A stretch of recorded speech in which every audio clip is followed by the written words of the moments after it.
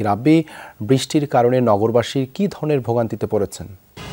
দেবাশিস, বৃষ্টি তীব্রতা বা বৃষ্টির পরিমাণ যদি বলি, এখন কিন্তু ঠিক তেমন বৃষ্টি নেই। ঝিরিঝিরি গুড়ি গুড়ি বৃষ্টি, এবং রাজধানীতে কিন্তু এই গুড়ি বৃষ্টি কিন্তু গতকাল থেকেই। শ্রীলঙ্কা আবারও রপ্তানিতে শীর্ষে।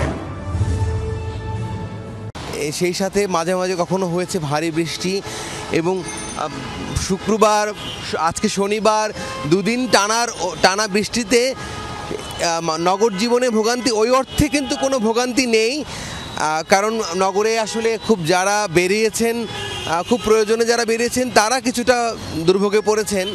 যেহেতু সাপ্তাহিক ছুটি, তাই আসলে মানুষের যে তীব্র ভোগান্তি, যে একটু অল্প বৃষ্টিতেই পুরো শহর তলিয়ে যায়, ডুবে যায়, সেই ভোগান্তি কিন্তু দেখা যায়নি।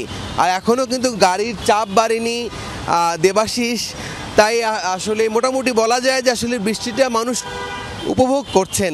এবং একটু বলতে চাই, এই বৃষ্টি কিন্তু আরও দুদিন থাকবে। আবহাওয়া পূর্বাভাস কিন্তু বলেছে আরও 48 ঘন্টা এভাবে বৃষ্টি বা কখনো ভারী এভাবে বৃষ্টি থাকবে। রাজধানীতে বৃষ্টির তীব্রতা কম থাকবে, তবে সারা দেশে বৃষ্টিপাত কিন্তু থাকবে। এবং সবশেষ যে আবহাওয়া বুলেটিন, সেখানে বলা হয়েছে আসলে বর্ষার কিন্তু এটি শেষ বৃষ্টি, এবং শীতের আগমনী যে উপলক্ষ সেটি কিন্তু তৈরি হয়ে গেছে।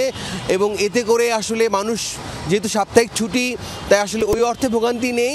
তবে কর্মজীবী মানুষ, শ্রমজীবী মানুষ, তারা কিন্তু এই অল্প বৃষ্টিতেও পড়েছেন ভোগান্তিতে। সব মিলিয়ে আবহাওয়ার যে পূর্বাভাস, তাতে বলাই যায় সারাদিন এরকম থেমে থেমে বৃষ্টি কিন্তু চলতেই থাকবে। দেবাশিস, ধন্যবাদ রাব্বি যুক্ত হওয়ার জন্য।